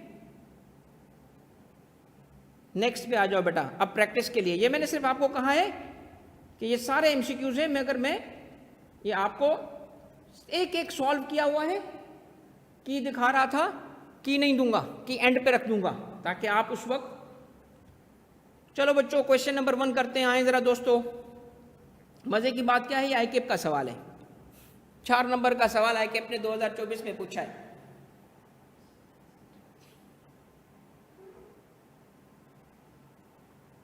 अनीसा मेरा बेटा देखो याद रखना, जिंदगी में आपने कहा कि सर आप बहुत मोटिवेटिंग हैं स्टूडेंट्स के लिए। मेरा बेटा हम भी इसी गुर्बत से आगे बढ़े बेटा। हमारी कोई फैमिली अमीर फैमिली नहीं थी। इस वक्त अल्हम्दुलिल्लाह कमिश्नर हूँ, टैक्स डिपार्टमेंट में बड़ी पोजीशन पे हूँ, सीएसएस करके आगे बढ़ा। तो बेटा जो लाइट चली जाए लाइब्रेरी में बैठे पढ़ रहे हैं, ठीक है, पागलों की तरह पढ़ रहे हैं, सीएसएस करना है मुझे। वो पागलपन से आगे बढ़े तो बेटा जो पागल होते हैं ना वही आगे बढ़ते हैं, ये मैंने सीखा है। आप में से जो पागल होगा ना वही आगे बढ़ेगा। जिस पे लोग हंसेंगे यार ये तो देखो कुछ करता ही नहीं, ये तो पागल है, जो जिस बच्चे को ये लेबल लगेगा ना ये पागल है, और जिसको वो दोस्त गालियां देते हैं ना जो मैं दे नहीं सकता, वो आगे बढ़ेगा। बस वो जो दोस्तों के साथ यारी करेगा, चल मेरे जान चलते हैं भाई ढाबे पे और ये करते हैं, वो पीछे रह जाएगा। हमें यारियां दोस्तियां जो है ना वो करने के लिए टाइम पड़ा है जिंदगी का, करेंगे, एंजॉय करेंगे, जिंदगी में आगे बढ़ेंगे भाई, क्रिकेट भी खेलेंगे, सब कुछ करेंगे, सारी चीजें होंगी, मगर थोड़ा बाद में। अभी ये टाइम काम का है, अभी पागलपन का टाइम है। आए पागलपन करते हैं, टैक्स का पागलपन। सामने है तुम्हारे सवाल, क्या लिखा है भाई? अरसलान सिटीजन ऑफ पाकिस्तान, यहां पे क्या जलना चाहिए? बत्ती, लाल बत्ती। Citizen citizen citizen citizen. हाँ भाई, Chahat Fateh Ali Khan citizen citizen citizen गाना दे दिया मैंने, धुन दे दी चाहत भाई को, सिटीजन सिटीजन सिटीजन। ओ भाई बत्ती जलनी चाहिए ना, क्योंकि लॉ याद होगा तो बत्ती जलेगी ना भाई। था ना सिटीजनशिप का रूल, था ना तीसरा रूल सिटीजनशिप का। अब हम उस चश्मे से देखेंगे। एम्प्लॉयड बाय, आईकेप का सवाल है यार, मेरा बनाया हुआ सवाल नहीं है। देख लो 4 नंबर का 2024 में क्वेश्चन नंबर 2A है। आईकेप के सवालात करा रहा हूं तुम्हें तो तीसरी चौथी क्लास में आके, और कर जाओगे तुम करोगे इसको। नेक्स्ट पे देखो क्या लिखा है, employed by international banking organisation based in UK. हाँ यूके है, पाकिस्तानी, यूके से पाकिस्तान आ रहा है, right. Following details outline Arsalan travel and work assignments across different countries during tax year 24 की बिगिनिंग बताओ। क्या इसने कहा कि वो जो ईयर है ये देखो जिंदाबाद, अनिरज देखा समझ की, 24 था लीप ईयर, 24 था लीप ईयर, शाबाश। और लीप ईयर में किस महीने में हो जाता है एक दिन ज्यादा? फरवरी में। 28 की जगह कितने गिनोगे? 29। ट्रिक क्वेश्चन था इसमें, इस अटेम्प्ट में, देखना कैसे वो ट्रिक कर गया आपको। फिर क्या था बंदा, 24 की बिगिनिंग बताओ भाई, बिगिनिंग बताओ भाई, 1 जुलाई 23। क्या इसने कहीं कहा कि टैक्स ईयर नॉर्मल नहीं था? अगर वो कहता ना calendar year was used as tax year, तो हम कहते हैं ये स्पेशल टैक्स ईयर है, और स्पेशल टैक्स ईयर बताना पड़ेगा उसको। अगर स्पेशल ना बताए तो नॉर्मल टैक्स ईयर है। नहीं बताया इसने स्पेशल टैक्स ईयर है तो नॉर्मल है। तो जुलाई टू जून, 1 जुलाई 23 और 30 जून 24। अब इसमें देखो पाकिस्तान में, याद रखना टैक्स ईयर के अंदर रहना होगा हमें, उसका टोटल पाकिस्तान में आना और जाना 300 दिन भी हो तब भी हम टैक्स ईयर में देखेंगे, इसमें कितना, इसमें कितना, इसमें कितना। हम टैक्स ईयर के लिए फैसला करेंगे, टोटल का फैसला नहीं करेंगे। तो हमें फैसला किसके लिए करना है? सिर्फ 24 के लिए। तो 24 से निकाले हुए अगर डेज होंगे काउंट नहीं करेंगे। बताएं दोस्तों क्या हुआ इस केस में? 1 जुलाई से लेके 15 अगस्त तक कहां था वो? यूके में। अब दिन गिनो, यूके के दिन गिनो।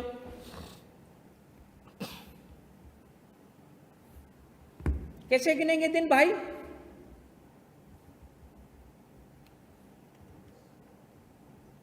ये सीख लो भाई, ये सीख लो। एक दिन भी आगे पीछे हो गया ना, गया सवाल, गया 1-2 नंबर। भाई 4 नंबर गए तो बचा क्या यार? इतना आसान सवाल हो और उसके नंबर लूज कर लो, ठीक है भाई। 4 नंबर है भाई, ठीक है। ये देखो भाई 4 नंबर, हम अच्छा करेंगे इसको, इसके 4 के 4 नंबर ले सकते हैं। किस चीज़ पे डिपेंड करने हैं? लॉ याद हो और एक्यूरेसी से जाओ। अच्छा बेटा, अब मुझे कैलकुलेशन कैसे करनी है? 1 जुलाई से 15 अगस्त तक वो यूके में है, 15 अक्टूबर, तो यूके के कैलकुलेशन चल रही है। यूके में अराइव्ड, डिपार्चर, टोटल, ठीक है।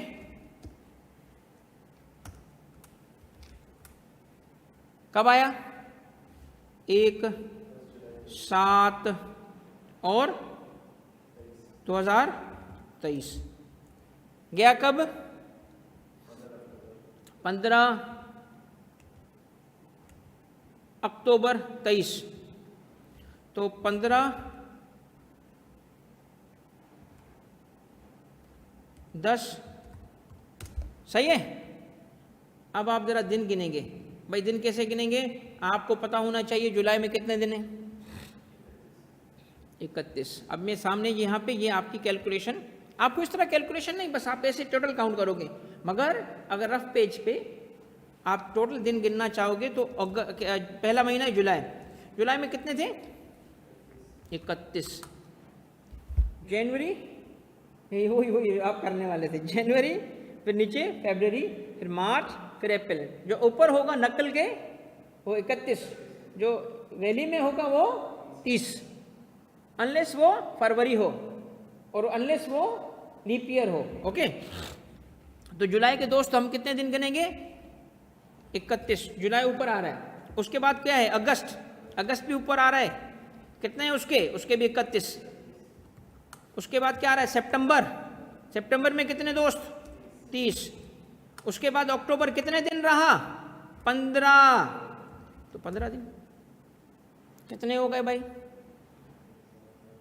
ये वाला स्टे यूके का उसका बन रहा है 107 बन रहा है। ये देखिए 107 दिन। ओके भाई, 107 दिन। नेक्स्ट, दूसरे कंट्री में आए भाई। मगर दूसरे कंट्री से पहले अगर डेटा को देख लें, ये यूके है। यूके में वो दोबारा भी आया है। पाकिस्तान में अगर आप देखेंगे ना, यूके में ये दोबारा इधर भी है। ये भी सेम टैक्स ईयर है, मगर उसको बाद में गिनते हैं, बाद में गिनते हैं। अब दूसरी दफ़ा हम आएंगे यूके में। अब हम जाते हैं 16 अक्टूबर से लेके 31 दिसंबर। कहाँ था? यूएई। तो थोड़ा मैं स्पेस छोड़ देता हूँ। ये है यूएई। सेम डेट, सेम तरीका, सेम तरीके से अराइवल और डिपार्चर और टोटल। हमें टाइम चाहिए। अच्छा, यहां कब आया जी? 16, 10, 23। और कब गया? 31 दिसंबर 23।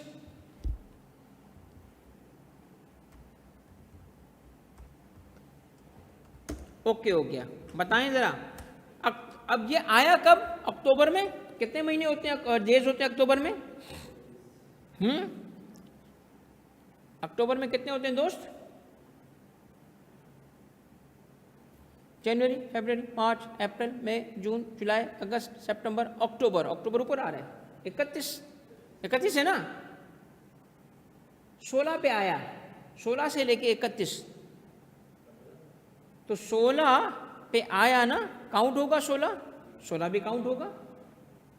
16 से लेके काउंट करेंगे कितने दिन होंगे भाई? 30 थोड़ी है, 31 है, तो कितने दिन होंगे? 16। ये गलती नहीं करना कि इसको आप 15 काउंट करें।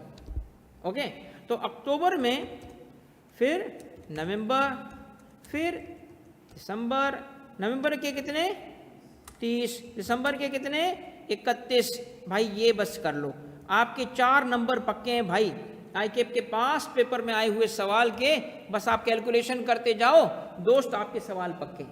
क्या आपको प्रोसीजर समझ आ गया कैसे डेज कैलकुलेट करते हैं? अब मैंने आपके लिए ऑलरेडी ये काम कर रखा है। आए मैं आपको सॉल्यूशन दिखा देता हूं। जिसके अंदर, मगर आपने खुद करना है एक एक दिन। ज़रा देखिए कि कितने बनते हैं। आए ज़रा मैं आपको सोल्यूशन दिखाता हूँ इसी सवाल का। मैंने जो सॉल्यूशन है दोस्तों एंड पे दिया है, ताकि आप फौरी से टेम्पटेशन ना हो कि नीचे देख लूँ, सॉल्यूशन देख लूँ। नहीं, पहले सवाल कंप्लीट कर लो, उसके बाद सॉल्यूशन को देख के कंपेयर करो। जो बच्चा अपने रजिस्टर पे लिखेगा नहीं, मैं उसकी तैयारी को मानूंगा नहीं, ठीक है। और मैंने बड़ी कोडिंग की है, ये मैं बाद में समझाऊंगा आपको जब आपके पास बुक आ जाएगी ना, कि इसमें C4.1 क्या है। C का मतलब है प्रैक्टिस क्वेश्चन, क्योंकि सेगमेंट C होगा। 4 चैप्टर का नंबर है और ये क्वेश्चन का नंबर है, तो आपको दिक्कत नहीं होगी सॉल्यूशन ढूंढते हुए। कुछ टीचर्स के बड़े डिसऑर्गेनाइज्ड बुक्स हैं, जिसमें वो सॉल्यूशन एंड पे देना बच्चे के लिए अजाब बन गया है, क्योंकि सॉल्यूशन ढूंढ नहीं पाता वो कि जवाब कौन सा है, उसको समझ ही नहीं आती। सेम नाम के सवाल बनाए होंगे, तो ढूंढने में तो मैंने कोडिंग की है, आपको जवाब ढूंढने में कोई दिक्कत नहीं होगी। अल्हम्दुलिल्लाह मेरी बहुत साफ़ सुथरी और बहुत ऑर्गेनाइज्ड बुक है, बहुत इसमें मेहनत की गई है बेटा, और आप इंशाल्लाह मुझे दुआएं देंगे इंशाल्लाह। ये देखिए पूरे सवाल साफ़ सुथरे वे में एक एक चीज़ मौजूद है। ये आपका आ गया बेटा सवाल, ये इसकी की भी मौजूद है। ये आपका अरसलान का सवाल आ गया। ये देखिए 107 दिन और उसके बाद यूके के 36 दिन जो बाद में हुआ, टोटल कितना बना 143। यूएई के 77 डेज, पाकिस्तान के कितने डेज हैं ये देखें 26 और 120 डेज पाकिस्तान। अब मैं आपसे पूछता हूं 3 कंट्रीज में इसका स्टे कितना था, 3 कंट्रीज में स्टे कितना था। आईकेप का सवाल है यार, लेस देन 183 डेज। सब मुल्कों में क्या बना वो, नॉन रेजिडेंट। सिटीजन होने की वजह से क्या बन गया, पाकिस्तान में रेजिडेंट।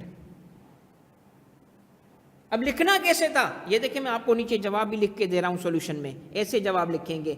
ये देखो बेटा पढ़ो क्या लिखा है। Since Arsalan was not present in Pakistan for 183 days or more during tax year, he does not satisfy the first criterion to be resident in Pakistan, जिसमें 183 डेज आर मोर की रिक्वायरमेंट थी, वो उसने मीट नहीं की। However, being a citizen of Pakistan, he has also not been present in any other country for more than 183 days. Therefore, consequently, in the absence of tax residency in any other country, किसी भी मुल्क में वो resident नहीं है। Therefore, Arsalan because क्या है, citizen of Pakistan है, वो पाकिस्तान में रेजिडेंट है इस टैक्स ईयर के। समझ आ गया भाई? ऑनलाइन वालों क्या प्रैक्टिस के लिए रेडी हो? जो मैंने पढ़ाया वो समझ आया, जो पढ़ाया वो समझ आया। इसी तरीके से रूल्स पे जाएंगे। एक सवाल और करते हैं, फिर मैं आगे लर्निंग पे लेके जाता हूं। मैंने आपके लिए जो चीज़ें रखी हैं वो अगली क्लास के लिए भी रखी हैं। मैं पहले कुछ कवरेज करा लूं, फिर आपको प्रैक्टिस में दौड़ा दौड़ा के मारूंगा नहीं, इंशाल्लाह पास कराऊंगा, ठीक है। आए दोस्तों, टॉपिक नंबर सेम है, मगर मैं इसमें 1-2 चीज़ें और आपको पास्ट की दिखाना चाहता हूं, फिर मैं दूसरे पे चला जाऊंगा। ये देखो सवाल कैसे बनता है। ये 2.2 चैप्टर 2 है। सी का मतलब है हमारा क्या, प्रैक्टिस क्वेश्चन, ये प्रैक्टिस सवाल है। बी का मतलब है एमसीक्यू है। ए का मतलब वो जो रैपिड रिवीजन का सेगमेंट है, रैपिड रिवीजन ए, एमसीक्यू बी और प्रैक्टिस क्वेश्चन सी। इस प्रैक्टिस क्वेश्चन का सी, तो नंबर से ही हमें पता चल जाएगा कि क्या है। तो इसका chapter 2 question number 2, Arshad and Cheng Li आए। Under the provisions of income tax ordinance, determine the residential status for tax year 24 in each of the following cases। ये भी आईकेप का सवाल है 2024 का मार्च अटेम्प्ट का, और उसके भी 4 नंबर हैं। पहले वाला सिर्फ कर लो, अरशद कर लो बस। अरशद क्या है, अरशद क्या है, अरशद इज एन इमराती, जिसको अमाराती बोलते हैं, UAE citizen. Emirati means UAE citizen, gold merchant, arrived in Pakistan for the first time on 15th March 2023 and departed the country on 30th September 23। करके दिखाओ, करो अपने पेपर पे करके दिखाओ भाई मुझे कि इसका स्टेटस क्या है। अरशद का स्टेटस समझाओ मुझे। टैक्स ईयर 24, पाकिस्तान का प्रेजेंस कैलकुलेट करके अरशद का रेजिडेंशियल स्टेटस बताओ। इसमें याद रखना वो सिटीजन नहीं है पाकिस्तान का, इमराती है। ये चीजें चेक करनी है ना यार। 4-4 नंबर तो मुफ्त में मिल रहे हैं तुम लोगों को, तो मैंने क्या कहा है आप सबको, रॉकेट साइंस नहीं है यार, रॉकेट साइंस नहीं है, वेरी इंटरेस्टिंग सब्जेक्ट, पर थोड़ी मेहनत करनी है। इस दफा रजिस्टर बनाओ, पेपर पास है बेटा। रजिस्टर अपना नोट्स का नहीं, अपने नोट्स के रजिस्टर मुझे भेज देना, मैं इंशाल्लाह उसको वो ये जो चने वने बेचते हैं ना उनको दे दूंगा। आपके रजिस्टर मुझे नहीं चाहिए नोट्स वाला। नोट्स मैंने बना दिया आप सबके लिए, मुझे आपका प्रैक्टिस का, मुझे आपके एमसीक्यू का रजिस्टर चाहिए। करो कैलकुलेट बेटा। 15 मार्च 23, मार्च 23 ट्रिक क्वेश्चन है मेरे दोस्तों, फंसा देगा, मैं बता रहा हूं, इसी सवाल नहीं है,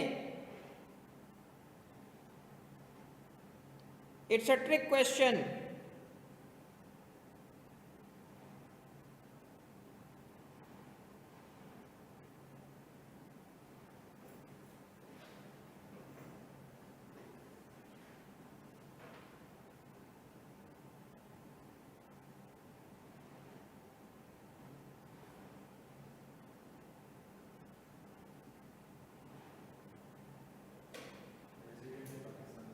अच्छा क्या बात है भाई, देखें बाकी बच्चों ने क्या बोला। मैं आपको दे रहा हूं एक फुल मिनट जिसमें होते हैं 60 सेकंड।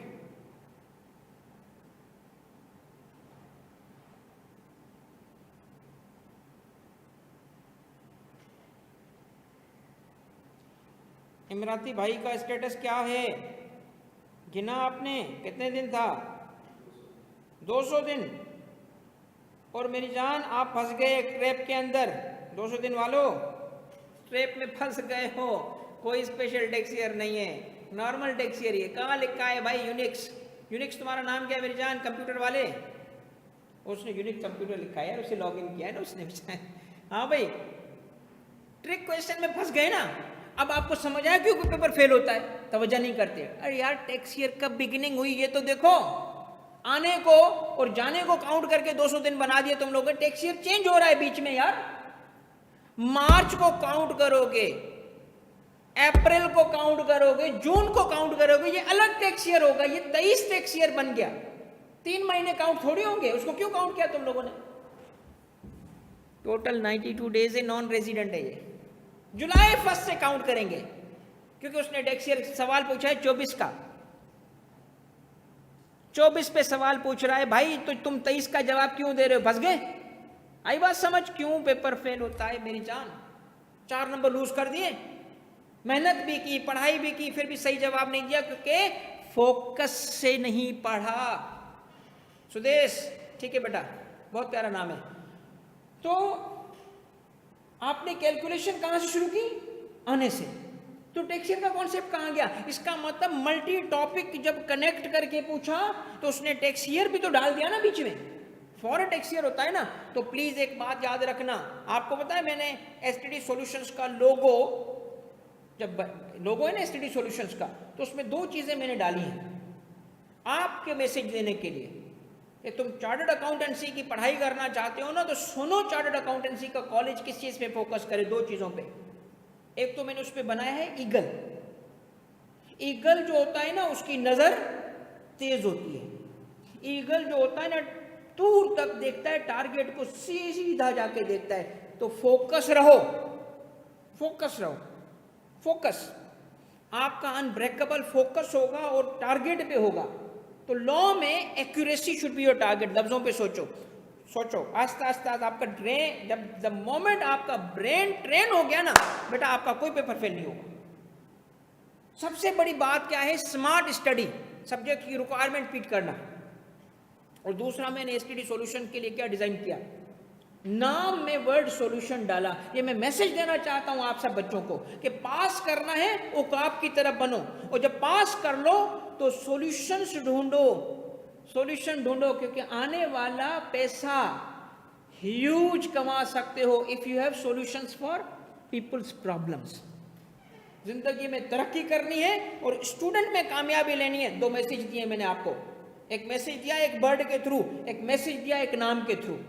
और ये मैं आपको 20 साल के तजुर्बे से ये चीजें मैंने सीखी जो मैं आपको दे रहा हूं कि पेपर पास करना है, फोकस बढ़ाओ, और जिंदगी में तरक्की करनी है, प्रॉब्लम के सॉल्यूशंस ढूंढो, उसको कन्वर्टेबल इनटू मार्केट करो, उसको प्रोडक्ट में कन्वर्ट करो सॉल्यूशंस को, चाहे वो ऐप की फॉर्म में हो, चाहे वो आपकी नॉलेज की फॉर्म में हो।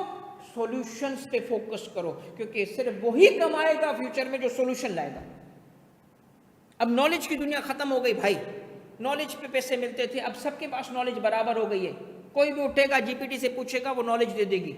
अब नॉलेज के पैसे नहीं है, अब सॉल्यूशन के पैसे। तो जिसका फोकस होगा उसने पिक किया होगा। भाई दोस्तों, कर लिया आपने सबने इसको, बात को माना कि नहीं माना? नहीं माना? चले मैं आपके साथ ये सॉल्यूशन देख लेता हूं। क्वेश्चन क्या था? 2.2 C 2.2 ढूंढना बड़ा आसान है बेटा। सॉल्यूशन वाले पार्ट में जाओगे ना तो वहीं से तुम्हें चैप्टर का पता चल जाएगा। ये देखो, तो वो इसीलिए मैंने कहा ना बुक बड़ी ऑर्गेनाइज्ड है बेटा, बहुत साफ सुथरी ऑर्गेनाइज बुक है। बस आप सिर्फ सॉल्यूशन वाले पार्ट में पहुंचोगे, ये की आ गई। अब मैं यहीं से देख के समझ जाऊंगा कि नहीं ये चैप्टर गलत है, क्योंकि 1 पे चल रहा है, मैं आगे जाऊंगा, क्योंकि 2 पे चलना है मुझे। C2 आएगा, मैं समझ जाऊंगा ये मेरा चैप्टर है, और उस पर 2.2 देखूंगा, मेरा सॉल्यूशन वही है। ये 2 आ गया, ये इसकी की है MCQs की, ये बेटा आपका 2.2 है। ये देख लें बेटा, 92 डेज काउंट किए मैंने। आपने 200 दिन क्यों काउंट किए? क्योंकि आपने टेक्स्ट ईयर का ख्याल नहीं रखा। डिस्क्रिप्शन पढ़ो। Arshad is non resident individual for tax year 24 as mister Arshad presence in Pakistan is list in 180। यार अब बताओ मुझे, टेक्स कौन कहता है बोरिंग है? कौन कहता है सिर्फ थ्योरी है? कौन कहता है कि यार ये सब, यार बहुत प्यारा सब्जेक्ट है, बहुत प्यारा सब्जेक्ट है। मलिक साहब मान लिया सर जी, बस इस तरह जाओ बिस्मिल्लाह कर, ठीक है? थोड़ा आगे पढ़ाऊं आज, बस एक पॉइंट या एंड करूं यहां पे, काफी हो गया आज के लिए। एक पॉइंट पढ़ाना चाहता हूं दोस्तों, एक पॉइंट और पढ़ाना चाहता हूं। आए दोस्तों थोड़ा आगे बढ़ते हैं। अगली क्लास में इंशाल्लाह आपकी ज्यादातर क्लास जो होगी ना आपकी इसी तरह जाएगी, सामने सवाल, तो आपको इंशाल्लाह सारे कॉन्सेप्ट। इंडिविजुअल को तो हमने पढ़ लिया, थोड़े सवाल भी देख लिए, राइट? आए दूसरे पर्सन की तरफ जाते हैं। दूसरा पर्सन कौन सा है दोस्त? दूसरा पर्सन है कंपनी और एओपी, ऐसा है ना, एओपी और कंपनी। आए जरा एओपी को देखते हैं। एओपी को रेजिडेंट और नॉन रेजिडेंट बनने के लिए, अच्छा एक बात और, एक बात वजाहत, ये तो 3 रूल किसके थे? रेजिडेंट बनने के। तो नॉन रेजिडेंट कब बनेगा? जब तीनों में फॉल ना करे। नॉन रेजिडेंट इंडिविजुअल कब होगा? जब रूल नंबर 1, 2, 3 के हिसाब से रेजिडेंट ना हो, फिर वो नॉन रेजिडेंट है। तो नॉन रेजिडेंट के रूल नहीं होते, बस जो रेजिडेंट नहीं है वो नॉन रेजिडेंट बन जाएगा, ठीक है? एओपी का दोस्त एक ही रूल है, और वो रूल क्या है? देखिए एओपी के लिए ये इंपॉर्टेंट है, control and management of affairs of AOP. बस ये आप पक्का कर लो, आपका टॉपिक पूरा हो जाएगा। कंट्रोल और मैनेजमेंट का क्या मतलब है? सर एओपी को कंट्रोल और मैनेज कौन करता है? पार्टनर्स। वो लोग जो उसको, क्या एम्प्लॉय कंट्रोल और मैनेज करते हैं? नहीं, वो तो काम करते हैं। तो कंट्रोल और मैनेजमेंट का क्या मतलब है? Decision making. कंपनी का कंट्रोल और मैनेजमेंट किसके पास होता है? Board of directors. तो पार्टनरशिप का कंट्रोल मैनेजमेंट किसके पास है? एओपी के पास। एओपी का किसके पास है? पार्टनर्स के पास। अब सुनिएगा, 2 बड़े इंपॉर्टेंट टर्म्स, बहुत इंपॉर्टेंट। कहता है कि अगर एओपी का कंट्रोल और मैनेजमेंट चाहे फुली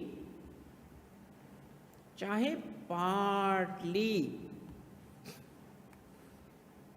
क्या हो, सिचुएटेड हो इन पाकिस्तान, सिचुएटेड इन पाकिस्तान। ये बताता हूं क्या होता है सिचुएटेड इन पाकिस्तान।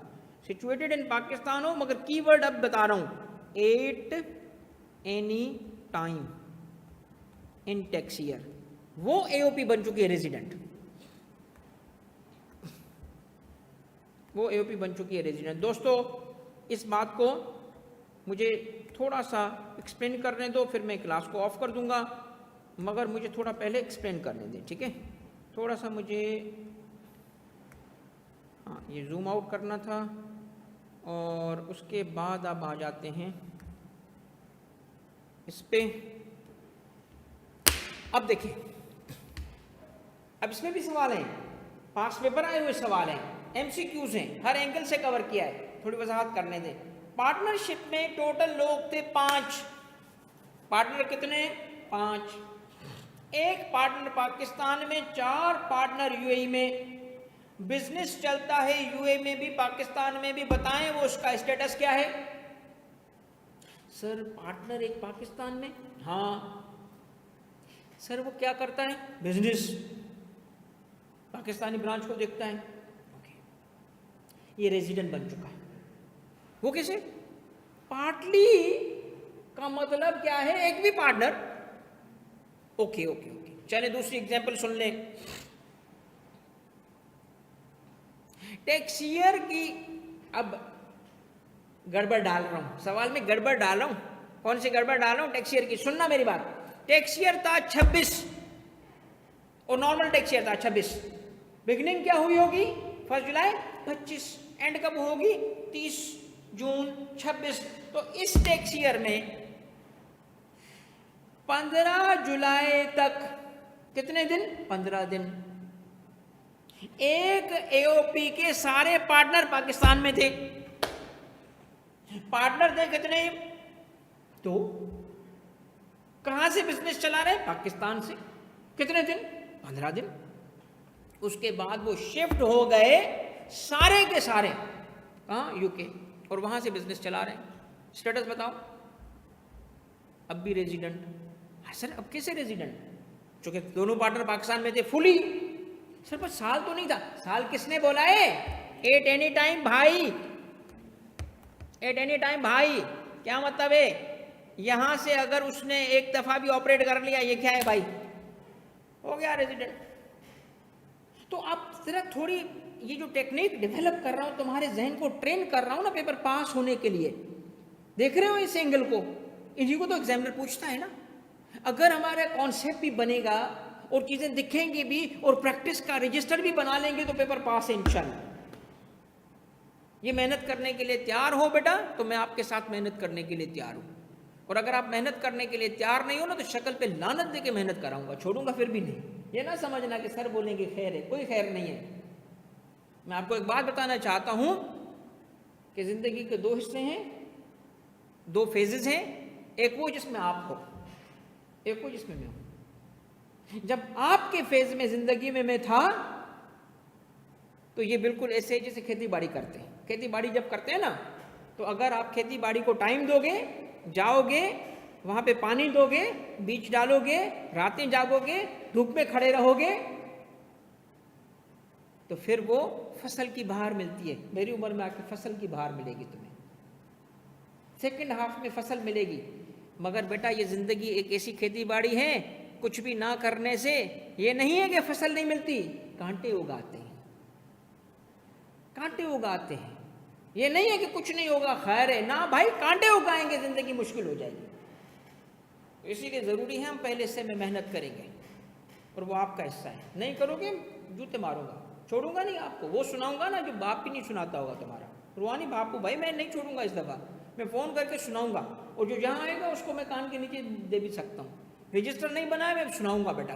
3 काम मैंने कहा, मैं तुम्हारे शदीद चेक करूंगा बेटा, मैं एक्सेप्ट नहीं करूंगा। तुम्हारा नंबर 1 क्विज, एक आध दफा नहीं किया होगा ना, ये ना समझना सर की कॉल नहीं आई, सर के असिस्टेंट की कॉल नहीं आई, खैर है, कोई खैर नहीं है। एक दफा कॉल आएगी फिर सुना दूंगा। सेकंड तुम्हारा होमवर्क, तीसरा तुम्हारा रजिस्टर। एक चीज में चालाकी कर रहा हूं, बता नहीं रहा, क्योंकि मुझे पता है वो रिकॉर्डेड वाले सुन रहे होंगे, हंस रहे होंगे, सर का हमें कैसे पता चलेगा। बेटा तेरी रिकॉर्डिंग भी चेक करूंगा, ये लेक्चर दिखा कि नहीं देखा, तुम्हें भी नहीं छोड़ूंगा। रिकॉर्डेड पे जो जा रहा होगा ना, उसके लेक्चर चेक करूंगा। क्यों? एंड पे आके बच्चा क्या बोलता है, सर ये जो 20 घंटे रह गए हैं मैं छोड़ दूं तो? मैं शक्ल पे लानत तेरी, तू छोड़ देगा तो क्या, कहां से करेगा फिर? वो अलग बात है कि तुमने अगर आखिर में आके मुझे कहोगे कि सर जो मैंने काम नहीं किया उसका कोई शॉर्टकट बता दें, वो दे दूंगा, मगर जिताऊंगा जरूर, लानते जरूर दूंगा कि ये क्या है यार, जिंदगी ऐसे गुजारते हैं, जिंदगी ऐसे ऐसे नॉन सीरियस होकर गुजारते हैं। कोई बंदा अपनी लाइफ के साथ इतना कैजुअल हो सकता है? और जो अगर बंदा अपनी लाइफ के साथ, अपनी पढ़ाई के साथ कैजुअल है ना, तो अपने बड़े भाई की बात सुन लो, shame on you, shame on you. क्योंकि अगर तुम अपने साथ सिंसियर नहीं हो, अपने माँ बाप के साथ सिंसियर नहीं हो तो बेटा जिंदगी तो मुश्किल हो जाएगी ना यार। तो बच्चों की एटीट्यूड से जिंदगी गुजार रहे हो, कमान बड़े हो गए हो यार, मेहनत करो बेटा, आपका भाई आपके साथ खड़ा है, आपके साथ खड़ा हूं बेटा। Thank you very much. इंशाल्लाह कल यहां से हम स्टार्ट करेंगे। अच्छा भाई, ये थोड़ा सा होमवर्क शेयर कर दीजिएगा, ग्रुप में शेयर कर दें। और शीट जो होगी ना, वो अभी मैं नहीं दे रहा, मैं कल की क्लास के बाद दे दूंगा इनको, यानी होम क्लास वर्क शेयर कर दो, मगर वो असाइनमेंट जो है चूँकि थोड़ा सा अभी बाकी है, वो चैप्टर मैं इनको खुद कल दे दूंगा। पूरी बुक जो है प्रिंट करा लें, आ जाए तो इन्फॉर्म कर दें कि वो फिजिकल को फॉर्म में भी वॉल्यूम 1 ले सकते हैं। थैंक यू बेटा, जज़ाकल्लाह बेटा, अल्लाह हाफिज़।